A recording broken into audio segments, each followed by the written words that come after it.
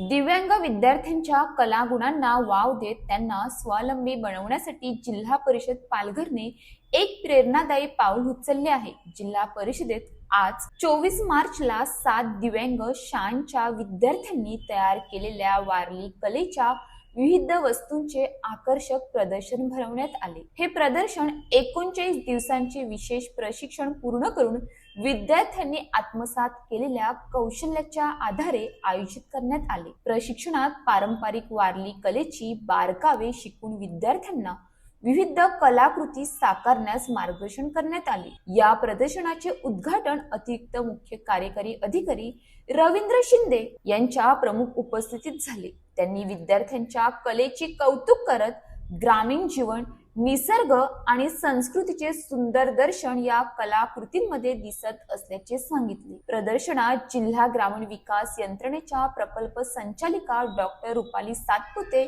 उपमुख्य कार्यकारी अधिकारी इजाज अहमद शरीक मसलत, उपमुख्य कार्यकारी अधिकारी पंचायत अशोक पाटील, कृषी विकास अधिकारी सोमनाथ पिंजारी तसेच अनिता शिंदे उपस्थित होत्या। जिल्हा परिषदेद्वारे निलेश मुंडेश्वर कर्णबधीर विद्यालय जव्हार, शाप्रिया कर्णबधीर विद्यालय पालघर, स्वामी परिज्ञानाश्रम कर्णबधीर विद्यालय विरार, स्वामी परिज्ञानाश्रम मतिमंद कार्यशाळा व शाळा विरार, जीवदानी मतिमंद शाळा वसई, मूकबधीर बाल विकास केंद्र डहाणू या 7 शाळांमध्ये वारली पेंटिंग प्रशिक्षण देण्यात आले होते। जिल्हा समाज कल्याण अधिकारी व दिव्यांग कल्याण अधिकारी डॉक्टर प्रकाश हसनाळकर यांच्या नियोजनात हा उपक्रम यशस्वी झाला। प्रदर्शनात उपस्थित अधिकारी, कर्मचारी व नागरिकांनी विद्यार्थ्यांच्या कलाकृतींना उत्स्फूर्त प्रतिसाद दिला आणि अनेकांनी त्यांच्या वस्तू खरेदी करून प्रोत्साहन दिले। कार्यक्रमात सहभागी विद्यार्थ्यांना प्रमाणपत्र देऊन गौरवण्यात आले। तसेच दिशा अभियान अंतर्गत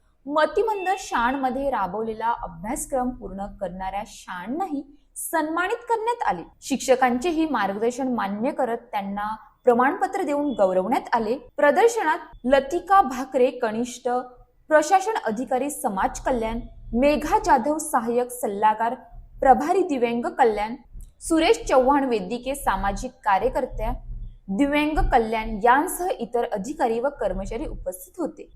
हा उपक्रम दिव्यांग विद्यार्थ्यांना त्यांच्या कलागुणांना व्यासपीठ उपलब्ध करून देणारा ठरला असून त्यांच्या आत्मविश्वासात वाढ घडवून आणून स्वावलंबनाच्या दिशेने मार्गदर्शक ठरल्याचे समजून घेण्यात आले। दिव्यांग विद्यार्थ्यांच्या कलागुणांना संधी दिली तर ते समाजात सशक्त आणि स्वावलंबी बनू शकतात।